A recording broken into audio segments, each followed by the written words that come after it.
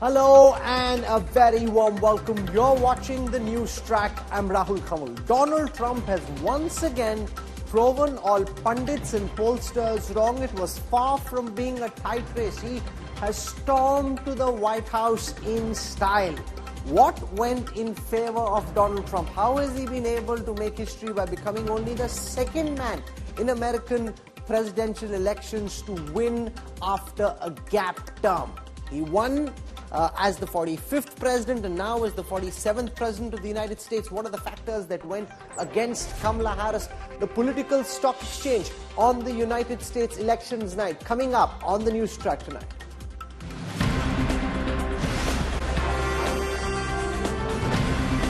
Verdict is Donald Dhamaka.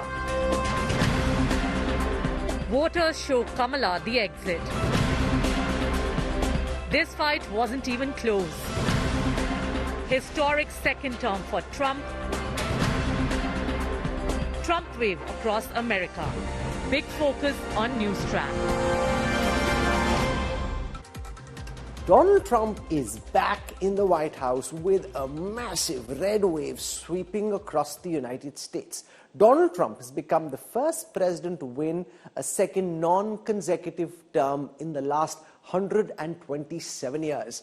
The first Republican to win the popular vote in 20 years and the oldest candidate ever to be elected to the Oval Office.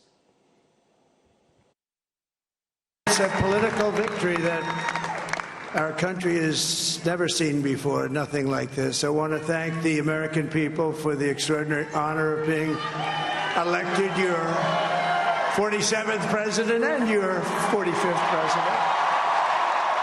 Donald Trump roaring back to White House for a historic second term.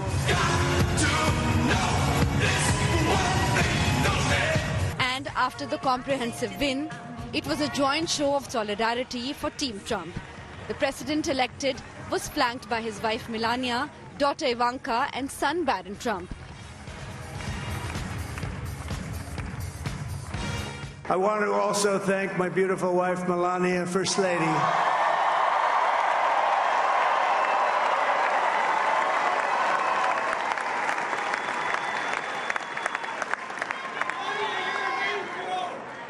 Who has the #1 best-selling book in the country. Can you believe that?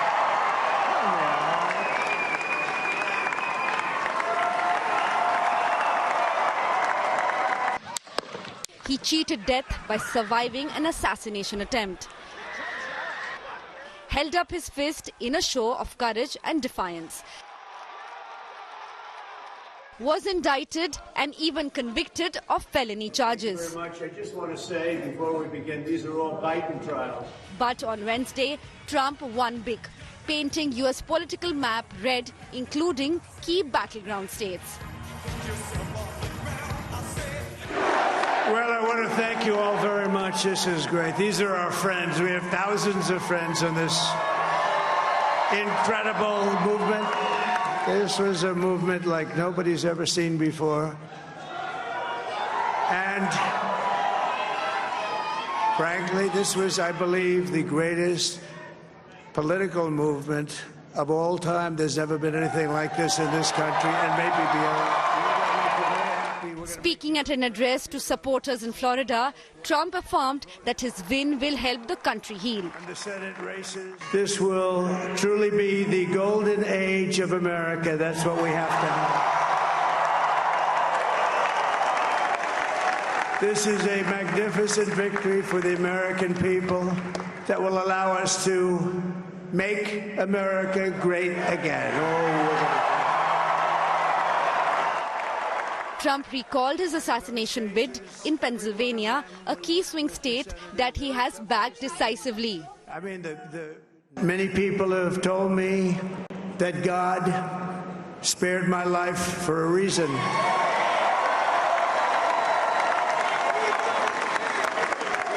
And that reason was to save our country and to restore America to greatness. And now we are going to fulfill that mission together. Take a look at what happened. Trump survived an assassination attempt in July this year when he was shot at during a rally. Trump's mega comeback is only the second instance of a president winning a mandate after a loss. With Geeta Mohan in Florida and Rohit Sharma in Washington, D.C., Bureau Report, India Today.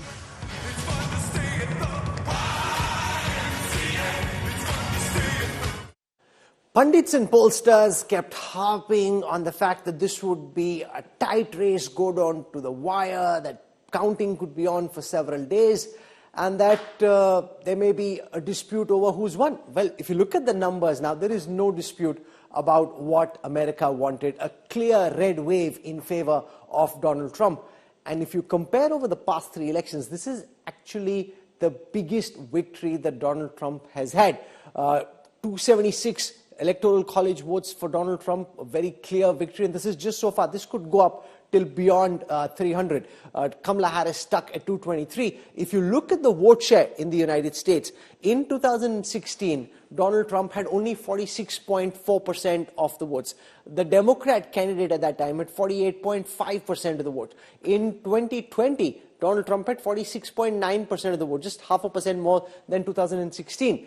At that time, Joe Biden won with 51.3% of the vote. In 2024, it's Donald Trump with 51.2% of the vote versus Kamala Harris with 47.2% of the vote, a gap of 4 percentage points, which is beyond the margin of error, a very clear, decisive victory for Donald Trump, not tight in the way polls were predicting. Rohit Sharma joins us from Washington, D.C.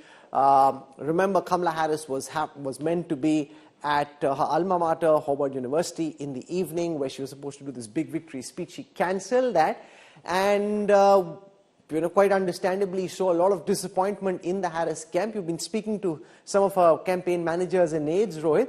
What are you picking up from the Democrats? Why do they think this script went so badly wrong for Team Harris? Thank you so much for having me, Rahul. I think first things first, it was a lot of people that I've spoken to on the Democratic side are blaming, they're going as back as the midterm elections in 2022. They think that President Biden should have stepped away from power. He should have not seek re-election. The Democrats should have gone into an open primary season in 2022. From that on to the shortest runway to land, I think some are blaming that she only had 100 days to reintroduce herself to the American public, and that Donald Trump has been running for the past 4 years. Remember, he left office in 2021. He said he will come back, and he hasn't stopped since then. So a lot of people are in the Democratic camp are in disbelief that this has happened, but they are finding reasons. Another reason a lot of people have said is the Latino votes and the key minority demographics that has moved away from Democrats, because they've bought into the message of President Trump about the economy, about inflation, about border, and about stopping these wars. I think a lot of people want America to stop funding these wars and concentrate internally to the domestic issues. And there is obviously the factor of misogyny. Rahul, America has never elected a female president. Some of the voters I spoke to at the DNC in Chicago in August had also said the exact same thing, that they did not want to see a female president. And I think that has some role to play in what we are seeing today. But Donald Trump, the clear winner here, and interestingly, for the past 3 elections, almost 10 years, American democracy, American election has been rotating, revolving around Donald Trump, and we saw a different version of Donald Trump yesterday. He was pretty humble and he was pretty kind. He was trying to be very presidential, asking others who were part of his team to come up and speak, giving them some share of limelight, which wasn't the case with Trump so far. Rohit Sharma, thank you for your reportage, and we'll come back to you for more later. The other big star of the American election turned out to be billionaire Elon Musk. The Tesla CEO was hailed as the rising star by Donald Trump. In his victory speech, Musk spent election night with Trump at his Mar-a-Lago residence. With Trump back as American president, the big question is, what's the role that Elon Musk will play from now? We have a new star. A star is born, Elon. Now he is. Now he's an amazing guy. We were sitting together tonight. The stars have aligned for Donald Trump and Elon Musk. With Trump back in the White House, this friendship is set to soar. On election night, Musk was by Trump's side at the Republican watch party in Mar-a-Lago. Tesla CEO has been the biggest Trump backer in the US election, pledging $1 million a day in a bid to galvanize Republican voters. America's just not just going to be great. America is going to reach heights that it has never seen before. The future is going to be amazing! Donald Trump and Elon Musk's close relationship made headlines in 2022 after the latter bought Twitter and changed its name to X. One of the first moves Musk made was to restore Donald Trump's banned X account. Since then, he has used his social media platform to advocate why the United States must choose Trump as their next president. Once a supporter of Barack Obama and Hillary Clinton, the realignment between Musk and Trump came on issues like tax cuts, transgender issues, and government role and free speech. Political observers are now asking if the 53-year-old founder of SpaceX and Starlink satellite network could also play an influential role in the second Trump administration. The Tesla CEO himself has expressed his willingness to serve after Trump hinted that he would consider Elon Musk for a cabinet role or advisory post if he won. The Trump-Musk dosti is also likely to become a booster for India. It could open doors for Tesla's entry and Starlink. He really wants to do the right thing for India. He wants to be open, he wants to be supportive of new companies, and obviously, but at the same time, make sure it accrues to India's advantage, which is, obviously, that's the job. I'm saying I am a fan of Modi, so, so I have to say that. One thing is for sure. After Trump, Musk has emerged the big winner in this crucial American election. Bureau Report, India Today.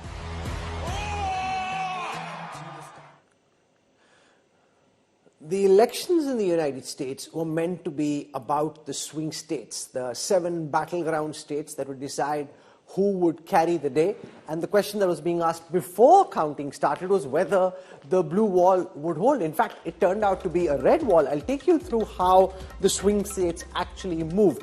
All the crucial states which Team Harris was hoping to do well in and turn into a real fight actually went to Donald Trump.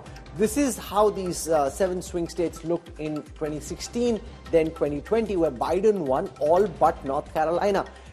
And they were all firmly blue. Now, just take a look at what happens in 2024, whether it's Wisconsin, Michigan, Pennsylvania, North Carolina, Georgia, Arizona, or Nevada. You've got Donald Trump winning by narrow margins for sure, but winning in all 7 of those crucial swing states. So the dice really rolling in favor of the Republican Party. Why did things happen this way? Joining us on this broadcast is Manga Ananthamula, Republican Party leader, has been a candidate for the congressional seat. Joining us also is Calvin Bomo, distinguished fellow at the American Enterprise Institute. Ajay Jain Bhaturia is a Democrat Party leader. I want to go across to Manga Ananthamula first. Congratulations for the way this turned out for your party, the Republicans. Is this beyond your expectations as well?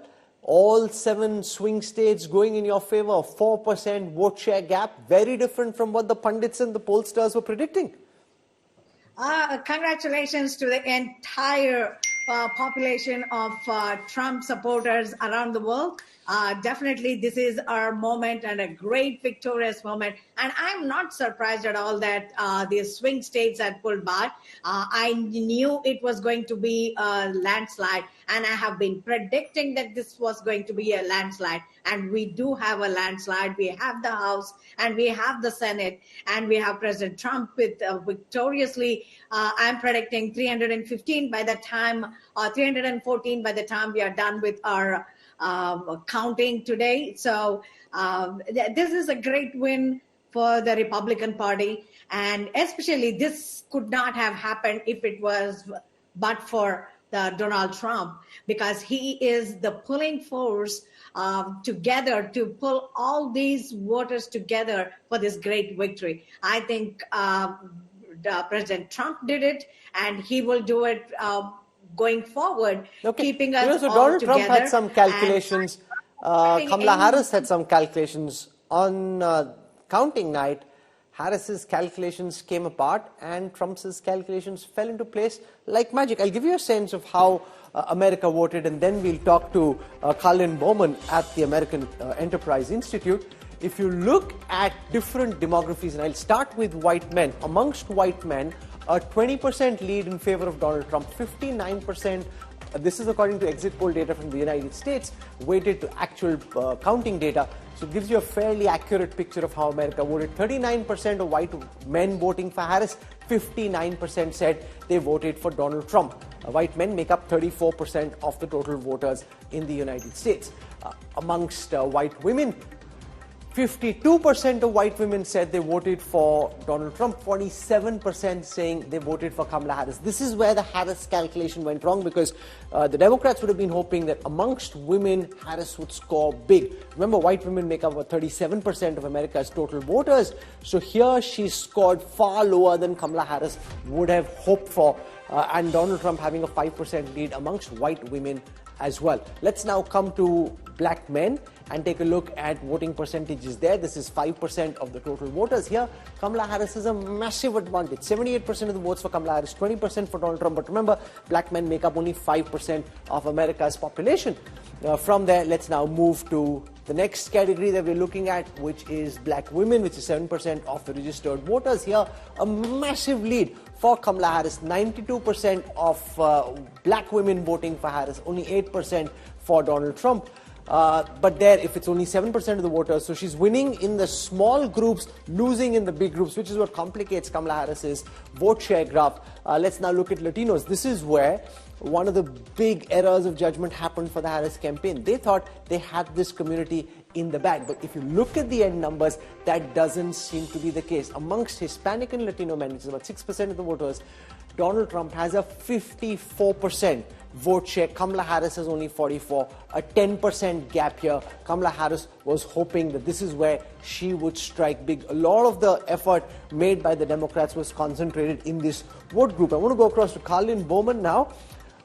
You know, this happens in India, it happens everywhere. All camps, strategists, aides make calculations. It seems all the calculations that Donald Trump made, bringing young men out, getting those who have a lower propensity to vote to the polling booth, those worked. The calculations that the Harris campaign made, that the Latinos would vote for her in big numbers, that women would give her a big lead, that didn't come apart. Why did this happen in this fashion, according to you? Trump's percentage among Latino voters was truly impressive. We haven't seen a number that big in a long time, though, of course, he still lost that overall vote. I think that you have many second and third generation Latino voters in the United States. Their views are not the same as new Latino voters. And in fact, they look pretty normal and look like a lot of other immigrant groups over time in the United States. So that was a very impressive margin for Trump, much better than I think anyone had expected among Latinos. Syed Akbaruddin joins us. He's been India's former permanent representative to the United Nations. Thank you very much, Mr. Akbaruddin. Is it fair to say that Prime Minister Modi and this Indian government would much rather have to deal with Donald Trump than Kamala Harris? And while they may never say this publicly, and serving officers will certainly not say so, this is actually the better case scenario for them? Well, Rahul, the Indian diplomatic establishment has history of navigating changes in administration. And this goes back to almost 20 years. And even in the last 3 years, there have been changes in administration that have been navigated successfully. And there's been a secular improvement in ties through every administration. So I wouldn't think that there was a concern in the Indian diplomatic establishment about who would be in office. Having said that, I think there are some factors which make the Trump administration perhaps more preferable to the Biden administration for the Indian diplomatic establishment. Number one, you mentioned that President Trump generally prefers a personalized form of diplomacy. And he has not made any, he's never held back saying that he has an admiration for the Indian Prime Minister Modi. He considers him a friend. He considers him to be a strong leader. And if this is the personalized form of diplomacy that the US administration in Trump too will engage in, it works well for India But because Trump is also more mercurial, more transactional, more unpredictable. So take us through what you foresee as being potential landmines that the Indian government will have to navigate through while dealing with this Trump presidency. The potential landmines will always be there. And every time there's a change in administration, we will look at it. I remember thinking of this thing during the last change in administration. Even when Trump came, there was a certain unpredictability and uncertainty. So what could be the issues? So I would think that the US is a global power. So it engages globally and comes up with global decisions. And in an interdependent world, sometimes these global decisions can have an impact, whether intentionally or unintentionally, on many others. So if the US administration starts looking at changing certain issues, so for example, tariffs and trade globally, not only for India, but for all countries globally, it would have an impact on us. Let's also not forget that it was the Trump administration which withdrew India's GSP benefits during the last term. The other side of this is that it's a transactional approach to diplomacy, and big countries like India have many leverages that they can transact. So I wouldn't think this as a challenge. Yes, it would be a issue of unpredictability, but it can be addressed given the leverages that both the US has with India and India has with the US. And one last point I'd like to still make is that a Trump administration or a Republican administration generally tries to look at convergence of interests than congruence of values. Now, when Eastern and Western societies interact, they're bound to have these differences in perceptions in terms of values.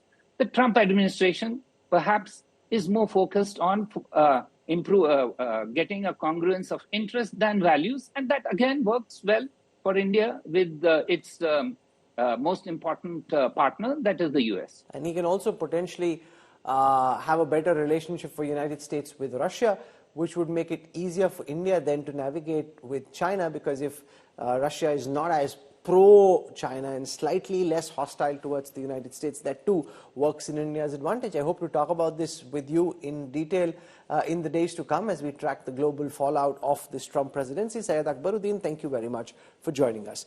I want to go across to Geeta Mohan, our foreign affairs editor. She's at Palm Beach in Florida, which is where we saw the most happening party, not just in the United States, but anywhere, where President Trump came out to announce that he had won.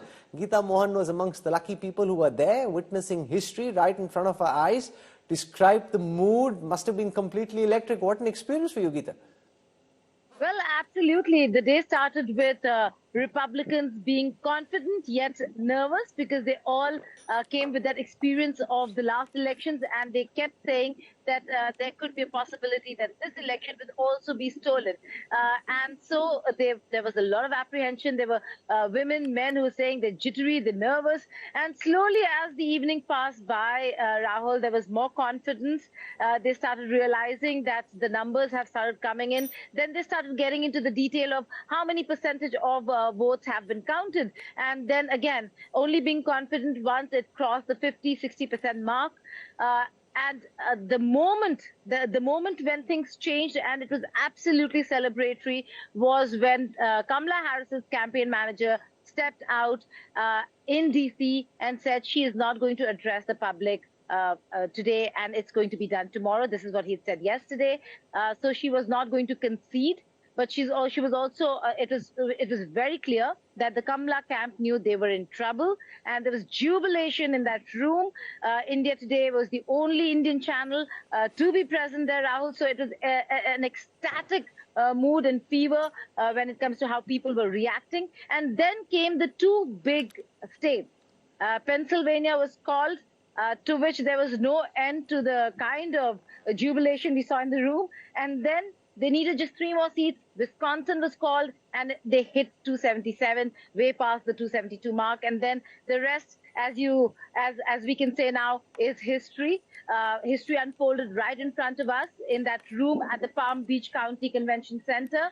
It was beautiful to see how all of them came together. There were emotional scenes as well. There were some women who actually were weeping out of joy, not out of sorrow, for sure. And then they all very intently stood there listening to President-elect Donald Trump. So it was an experience in itself. And I'm glad that you could capture that for our viewers. Geeta Mohan, thank you for joining us. We'll keep coming back to you for more. Behind Donald Trump's historic win is his unique team, the MAGAvengers. The MAGAvengers, who championed his cause and helped secure his place as the 47th President of the United States. Let's take a look at Team Trump.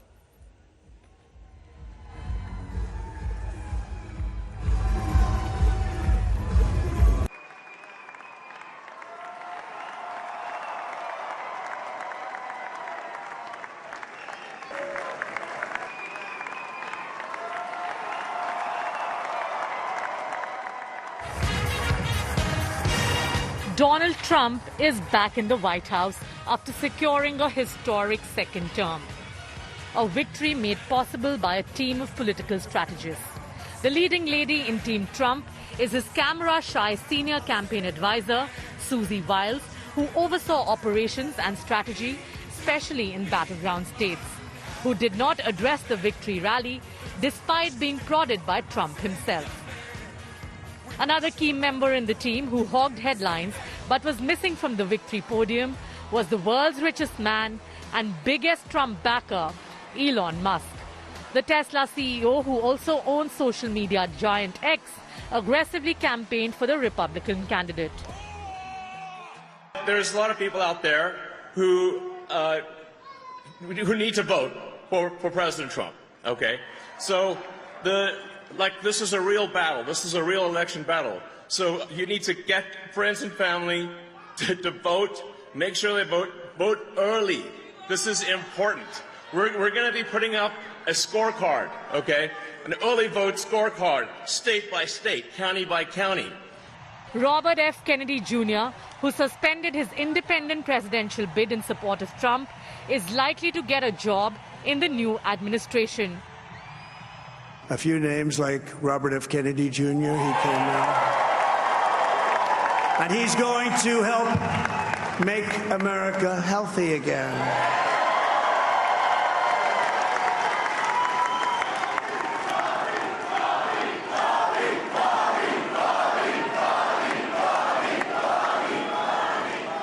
And now he's a great guy, and he really means it. He wants to do some things, and we're going to let him go to it. I just said, but Bobby, leave the oil to me. We have more liquid gold, oil and gas. We have more liquid gold than any country in the world, more than Saudi Arabia. We have more than Russia. Bobby, stay away from the liquid gold. Other than that, go have a good time, Bobby. We're going to be paying down debt. We're going to be reducing taxes. We can do things that nobody else can do. Nobody else is going to be able to do it. China doesn't have what we have. Nobody has what we have. But we have the greatest people also. Maybe that's the most important thing. U.S. Congressmen Byron Donald and Brian Jack had called Trump the right candidate to make America great again. Dana White, the CEO of Ultimate Fighting Championship, vociferously endorsed Trump throughout the latter's campaign and called him the most resilient man he has ever met. This is what happens when the machine comes after you. What you've seen over the last several years, this is what it looks like. Couldn't stop him. He keeps going forward. He doesn't quit. He's the most resilient, hard-working man I've ever met in my life. His family are incredible people. This is karma, ladies and gentlemen. He deserves this. They deserve it as a family. Last but not the least, the unofficial advisor of Donald Trump, his son Barron. Barron, who takes an interest in politics, advised Trump on how to attract Gen Z to polling booths and was the brains behind his father going live with popular streamers. I just want to thank her, but I want to thank my whole family, my amazing children, and they are amazing children. Now, we all think our children are amazing. Everybody here thinks their children are amazing, but that's a good thing when you think they are. But Don, Eric, Ivanka, Tiffany, Barron, there's Laura, Jared, Kimberly, Michael, thank you all. What a help. What a great. Trump's advisors had a tough task on their hands. But in the end, they managed a relatively easy victory for their leader. The campaign, as it turned out, was a job well done by Team Trump. Bureau Report, India Today. So it's not just the presidential race. The Republicans have the advantage in the Senate and the U.S. Congress as well. This is the first time after the U.S. Supreme Court said pretty much that whatever the president decides is final and you can't really question or challenge it.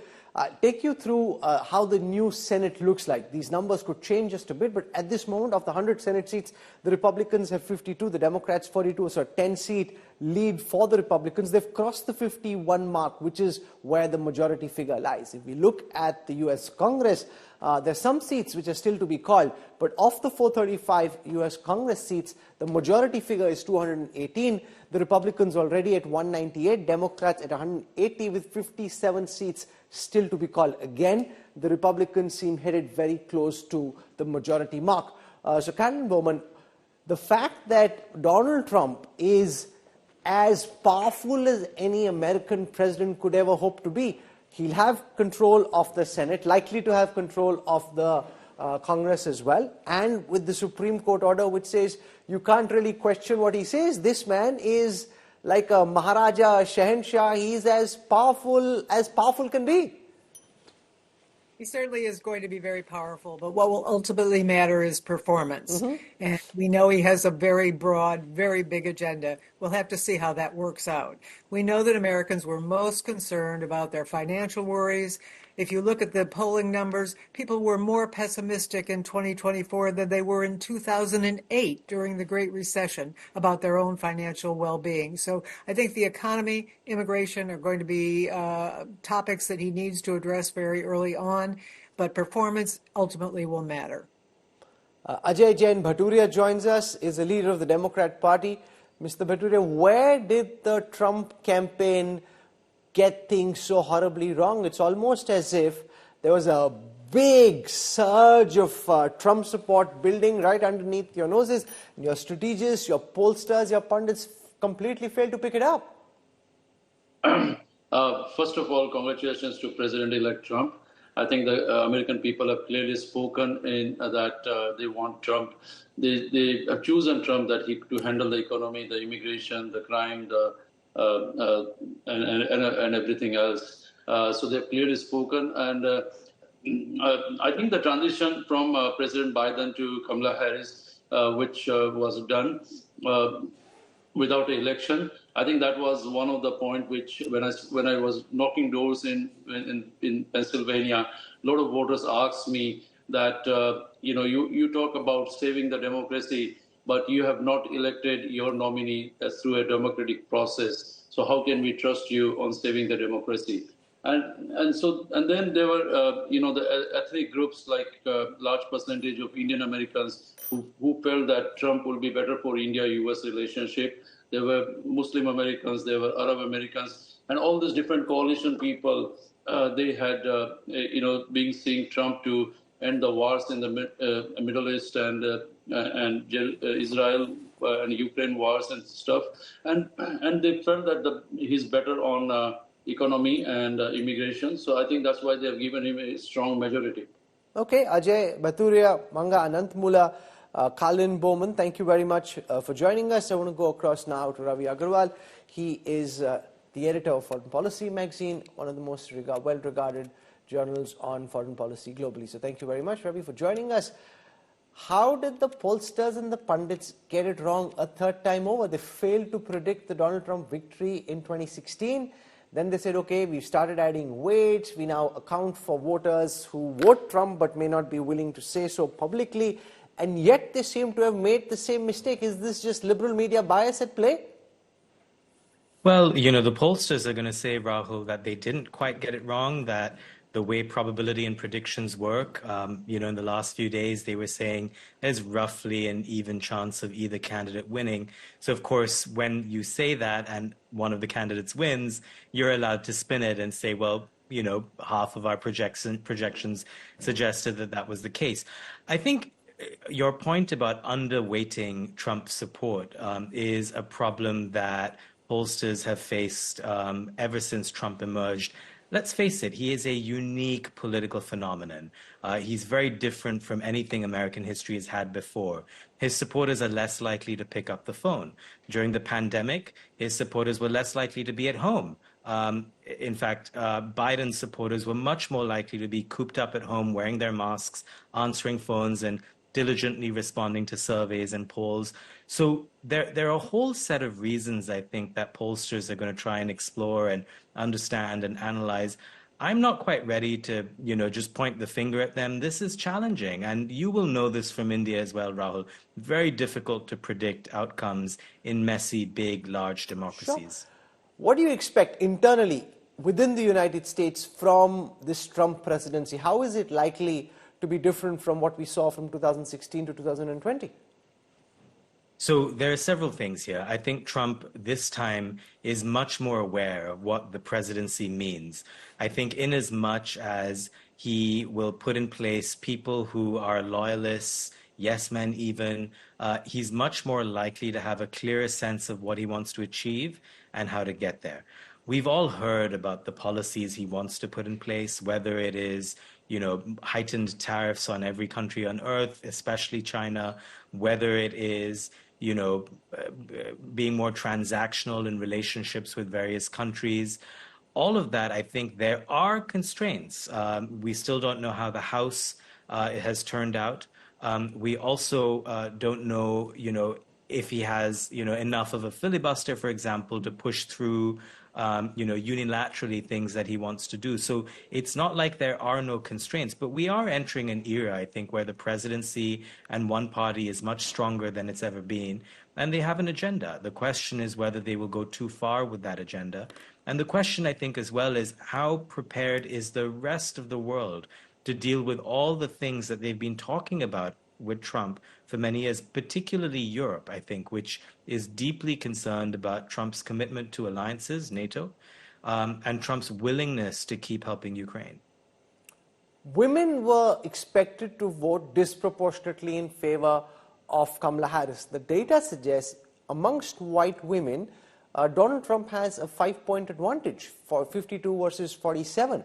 Amongst black women, which is a far smaller percentage of the American population, Kamala Harris leads by a big percentage. But amongst 37% of the voters, which is white women, you've got Trump leading. What explains Kamala Harris not being able to pull white women away from Donald Trump?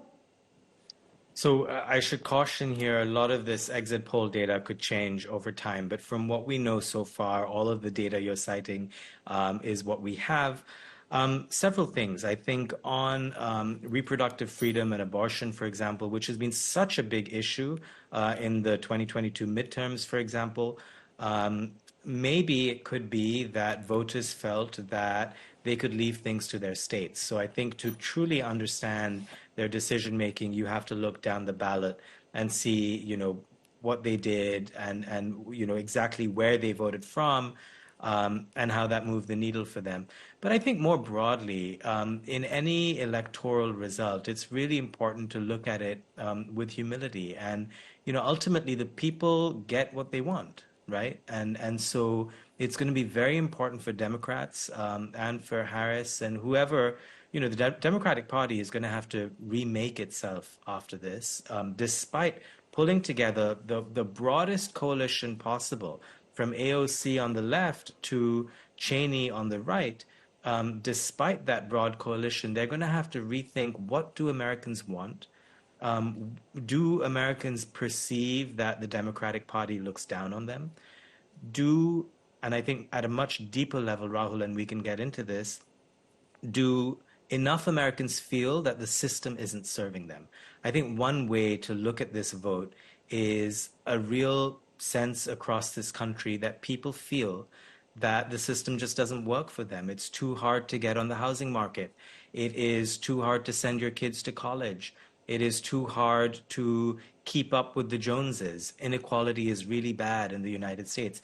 And then lastly, I would say, Rahul, incumbency has hurt a number of leaders around the world, including in India, but in democracies across the globe in 2024, this has not been a good year to be in power and to approach elections. Some of that actually is because of the pandemic and stimulus plans after the pandemic, which has led to high inflation.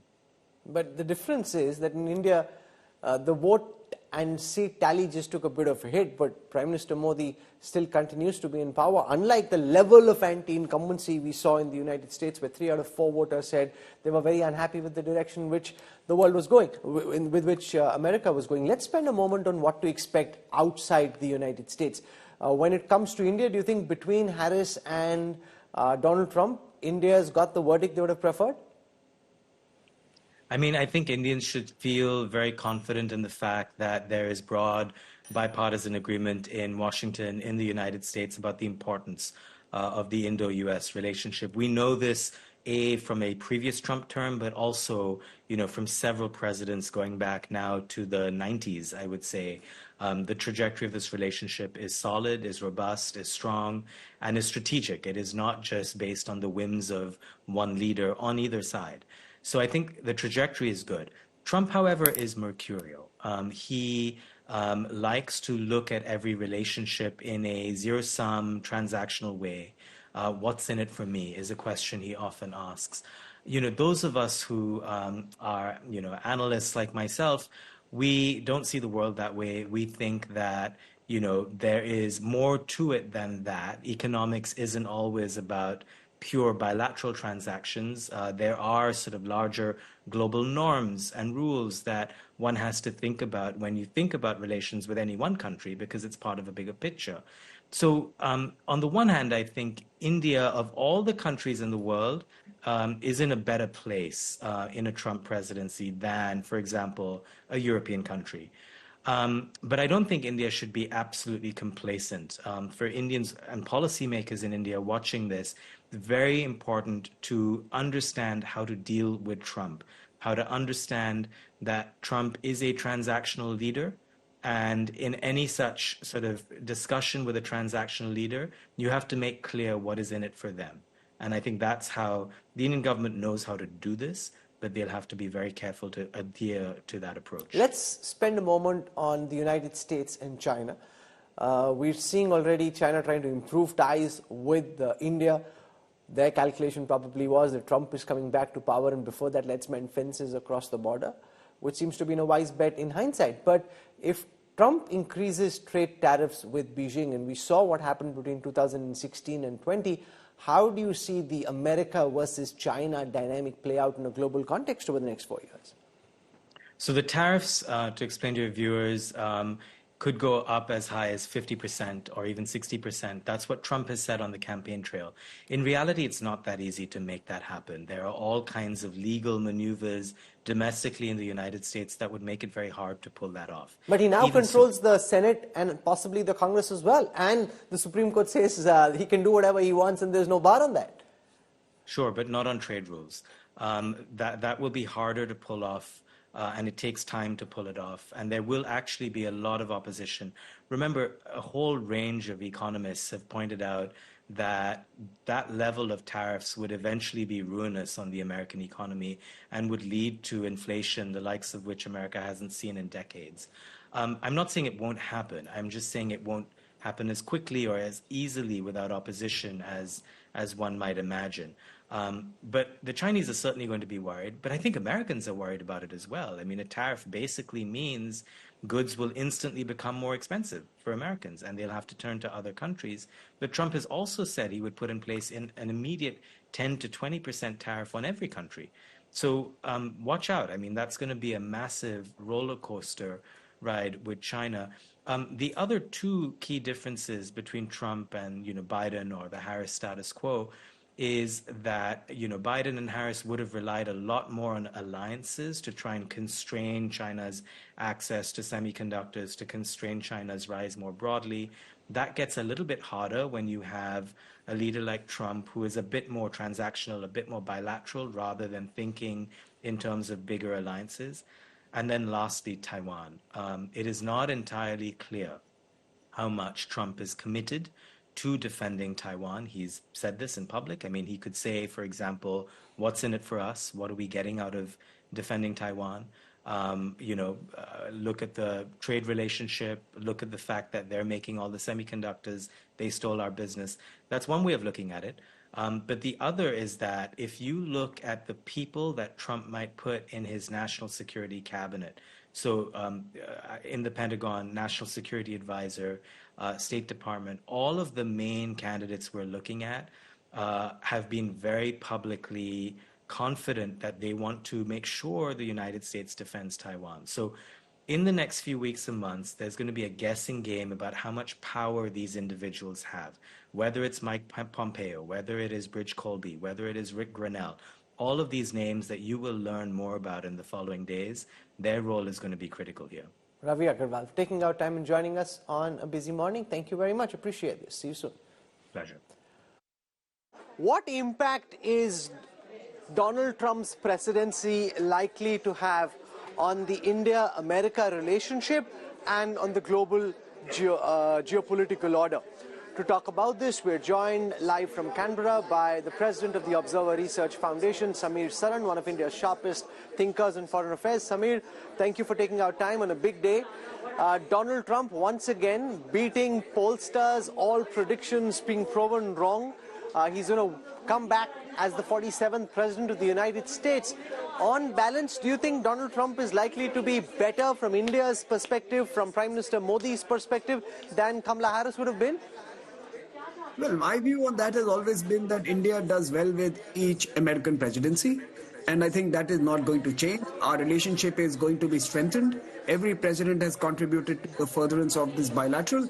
And I have no hesitation in suggesting that we are going to see the best 4 years. And by the way, to be fair, Biden did contribute to the bilateral, even as some of his colleagues in Congress continue to induce some irritants into the relationship. But Donald Trump will be good. We know his views on a number of key important geopolitical questions, especially concerning the Indo-Pacific, China, and of course, the importance of the India-US bilateral. I think what is to be watched is how Europe reacts to this, how Europe responds to the Trump presidency, and how the transatlantic partnership plays out. That is important because there is a war which is ongoing in Europe, and Trump may have his own design for how to bring that to a closure or to proceed with it. So I think it is the transatlantic relationship that is the interesting dynamic to watch out for. India-US relationship will be strengthened. We are, of course, going to face headwinds of tariffs. But if we play our cards smartly and we align well, we could actually benefit from it. Because believe you me, if we add a certain tariff to all, there is a level playing field, and those who he believes have been perversely benefiting, he's going to probably add an additional layer of the Trump tax on them. So I think there is an opportunity here for India not to get too hassled by the conversations around trade and tariffs, and to ride out this particular new transition for its own purposes.